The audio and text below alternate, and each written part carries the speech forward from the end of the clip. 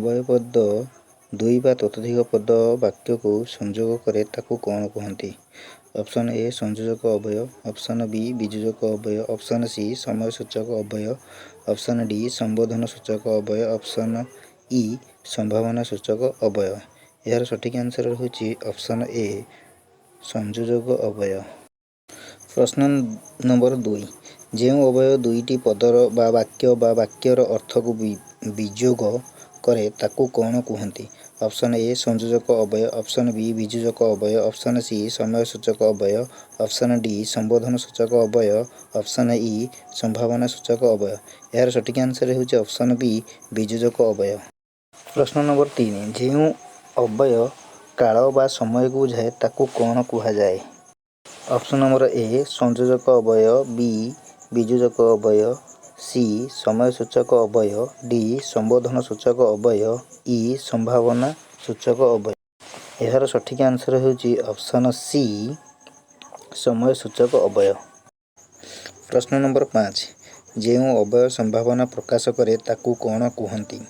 ଏ ସଂଯୋଜକ ଅବୟବ, ବି ବିଯୋଜକ ଅବୟବ, ସି ସମୟସୂଚକ ଅବୟବ, ଡି ସମ୍ବୋଧନ ସୂଚକ ଅବୟବ, ଇ ସମ୍ଭାବନା ସୂଚକ ଅବୟବ। ଏହାର ସଠିକ୍ ଆନ୍ସର ହେଉଛି ଇ ସମ୍ଭାବନା ସୂଚକ ଅବୟବ। ପ୍ରଶ୍ନ ନମ୍ବର 6, ଯେଉଁ ଅବୟବ ଦ୍ୱାରା ନିଷେଧ ବା ବାରଣ ସୂଚିତ ହୁଏ ତାକୁ କ'ଣ କହନ୍ତି? ଅପସନ୍ ଏ ସଂଯୋଜକ ଅବୟବ, ଅପସନ୍ ବି ବିଯୋଜକ ଅବୟବ, ଅପସନ୍ ସି ସମୟସୂଚକ ଅବୟବ, ଅପସନ୍ ଡି ନିଷେଧାର୍ଥିକ ଅବୟବ, ଅପସନ୍ ଇ ସମ୍ଭାବନା ସୂଚକ ଅବୟବ। ଏହାର ସଠିକ୍ ଆନ୍ସର ହେଉଛି ଅପସନ୍ ଡି ନିଷେଧାର୍ଥିକ ଅବୟବ। ପ୍ରଶ୍ନ ନମ୍ବର 7, ହେତୁ ବା କାରଣ ପ୍ରକାଶ କରୁଥିବା ଅବୟବକୁ କ'ଣ କହନ୍ତି? ଅପସନ୍ ଏ ହେତୁ ବୋଧକ ଅବୟବ, ଅପସନ୍ ବି ବିଯୋଜକ ଅବୟବ, ଅପସନ୍ ସି ସମୟସୂଚକ ଅବୟବ, ଅପସନ୍ ଡି ସମ୍ବୋଧନ ସୂଚକ ଅବୟବ, ଅପସନ୍ ଇ ସମ୍ଭାବନା ସୂଚକ ଅବୟବ। ଏହାର ସଠିକ୍ ଆନ୍ସର ହେଉଛି ଅପସନ୍ ଏ ହେତୁ ବୋଧକ ଅବୟବ। ପ୍ରଶ୍ନ ନମ୍ବର 8, ଯେଉଁ ଅବୟବ ସାଦୃଶ୍ୟ ବୁଝାଇଥାଏ ତାକୁ କେଉଁ ଅବୟବ କହନ୍ତି? ଅପସନ୍ ଏ ସଂଯୋଜକ ଅବୟବ, ଅପସନ୍ ବି ବିଯୋଜକ ଅବୟବ, ଅପସନ୍ ସି ସମୟସୂଚକ ଅବୟବ, ଅପସନ୍ ଡି ସାଦୃଶ୍ୟ ବୋଧକ ଅବୟବ, ଅପସନ୍ ଇ ସମ୍ଭାବନା ସୂଚକ ଅବୟବ। ଏହାର ସଠିକ୍ ଆନ୍ସର ହେଉଛି ଅପସନ୍ ଡି ସାଦୃଶ୍ୟ ବୋଧକ ଅବୟବ। ପ୍ରଶ୍ନ ନମ୍ବର 9, ଯେଉଁ ଅବୟବ ବାରମ୍ବାର ଅର୍ଥ ପ୍ରକାଶ କରେ ତାକୁ କ'ଣ କୁହନ୍ତି? ଅପସନ୍ ଏ ହେତୁ ବୋଧକ ଅବୟବ, ଅପସନ୍ ବି ବିଯୋଜକ ଅବୟବ, ଅପସନ୍ ସି ସମୟସୂଚକ ଅବୟବ, ଅପସନ୍ ଡି ବିପାଶାର୍ଥକ ଅବୟବ, ଅପସନ୍ ଇ ସମ୍ଭାବନା ସୂଚକ ଅବୟବ। ଏହାର ସଠିକ୍ ଆନ୍ସର ହେଉଛି ଅପସନ୍ ଡି ବିପାଶାର୍ଥକ ଅବୟବ। ପ୍ରଶ୍ନ ନମ୍ବର 10, ଯେଉଁ ଅବୟବ ଦ୍ୱାରା ବର୍ଷ, ବିଷାଦ, ଘୃଣା, ପ୍ରଶଂସା ଓ ବିସ୍ମୟ ଆଦି ମନର ଭାବ ପ୍ରକାଶ ପାଏ ତାକୁ କ'ଣ କୁହନ୍ତି? ଅପସନ୍ ଏ ହେତୁ ବୋଧକ ଅବୟବ, ଅପସନ୍ ବି ବିଯୋଜକ ଅବୟବ, ଅପସନ୍ ସି ସମୟସୂଚକ ଅବୟବ, ଅପସନ୍ ଡି ବିପାଶାର୍ଥକ ଅବୟବ, ଅପସନ୍ ଇ ବିସ୍ମୟ ସୂଚକ ଅବୟବ। ଏହାର ସଠିକ୍ ଆନ୍ସର ହେଉଛି ଅପସନ୍ ଇ ବିସ୍ମୟ ସୂଚକ ଅବୟବ। ପ୍ରଶ୍ନ ନମ୍ବର 11, ଯାହାଦ୍ୱାରା ବିକଳ୍ପ ଅର୍ଥ ପ୍ରକାଶ ପାଏ ତାହା କେଉଁ ପ୍ରକାର ଅବୟବ? ଅପସନ୍ ଏ ହେତୁ ବୋଧକ ଅବୟବ, ଅପସନ୍ ବି ବିକଳ୍ପାର୍ଥକ ଅବୟବ, ଅପସନ୍ ସି ସମୟସୂଚକ ଅବୟବ, ଅପସନ୍ ଡି ବିପର୍ଶାର୍ଥକ ଅବୟବ, ଅପସନ୍ ବି ବିସ୍ମୟ ସୂଚକ ଅବୟବ। ଏହାର ସଠିକ୍ ଆନ୍ସର ହେଉଛି ଅପସନ୍ ବି ବିକଳ୍ପାର୍ଥକ ଅବୟବ। ପ୍ରଶ୍ନ ନମ୍ବର 12, ବିଭକ୍ତିର ସୂଚନା ଦେଉଥିବା ଅବୟବ ଗୁଡ଼ିକୁ କ'ଣ କୁହନ୍ତି? ଅପସନ୍ ଏ ହେତୁ ବୋଧକ ଅବୟବ, ଅପସନ୍ ବି ବିଭକ୍ତି ସୂଚକ ଅବୟବ, ଅପସନ୍ ସି ସମୟ ସୂଚକ ଅବୟବ, ଅପସନ୍ ଡି ବିପାଶାର୍ଥକ ଅବୟବ, ଅପସନ୍ ଇ ବିସ୍ମୟ ସୂଚକ ଅବୟବ। ଏହାର ସଠିକ୍ ଆନ୍ସର ହେଉଛି ଅପସନ୍ ବି ବିଭକ୍ତି ସୂଚକ ଅବୟବ। ପ୍ରଶ୍ନ ନମ୍ବର 13, ଯେଉଁ ଅବୟବ ପରିମାଣ ପ୍ରକାଶିତ କରେ ତାକୁ ଡ୍ୟାସ୍ ଅବୟବ କହନ୍ତି?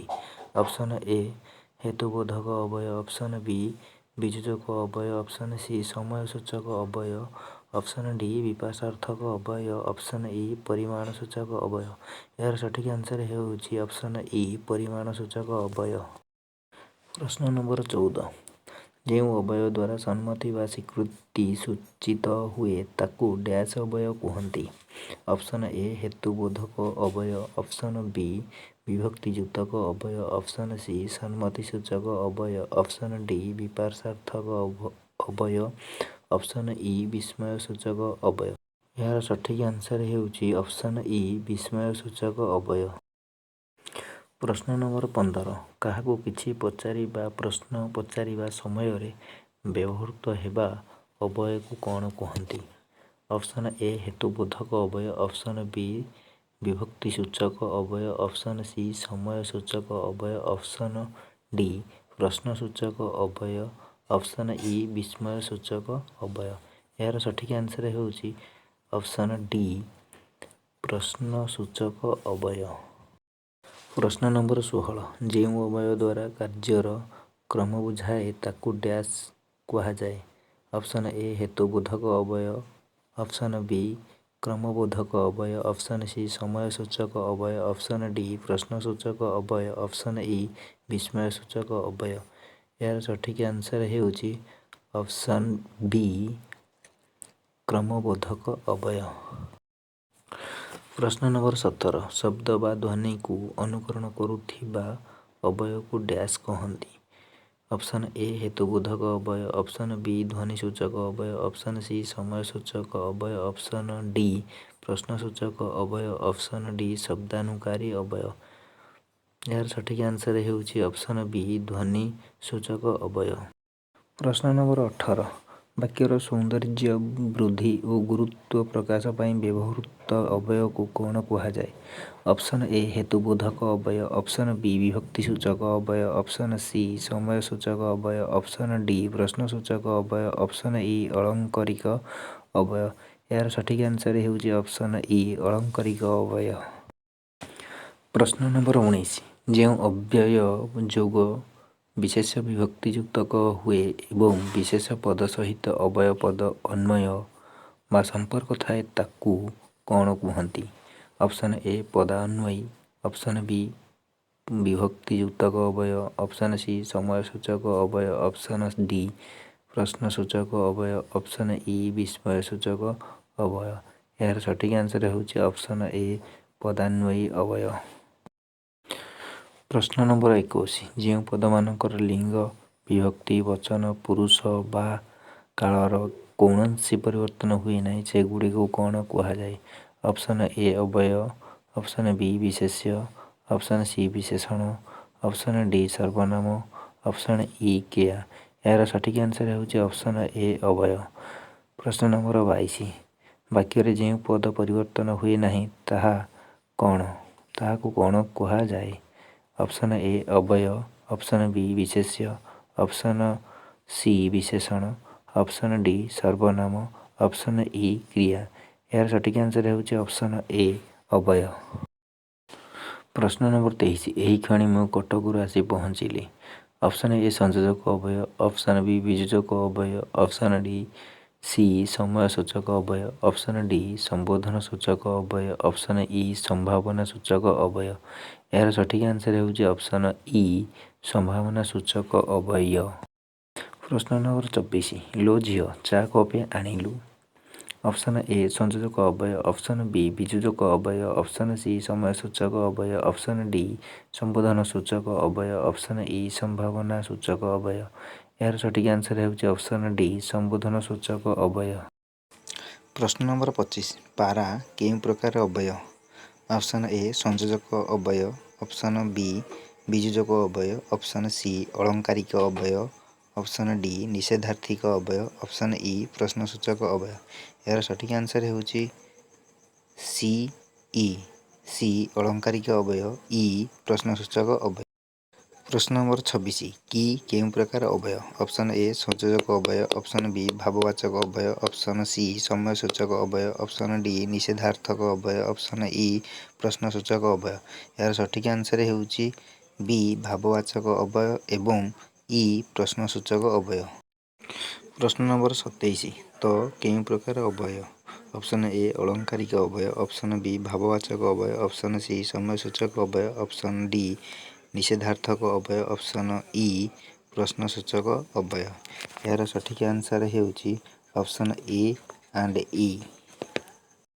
ପ୍ରଶ୍ନ ନମ୍ବର 28 ବା କେଉଁ ପ୍ରକାର ଅବୟବ? ଅପସନ୍ ଏ ସଂଯୋଜକ ଅବୟବ, ଅପସନ୍ ବି ବିଯୋଜକ ଅବୟବ, ଅପସନ୍ ସି ସମୟ ସୂଚକ ଅବୟବ, ଅପସନ୍ ଡି ବିକଳାର୍ଥକ ଅବୟବ, ଅପସନ୍ ଇ ସମ୍ଭାବନା ସୂଚକ ଅବୟବ।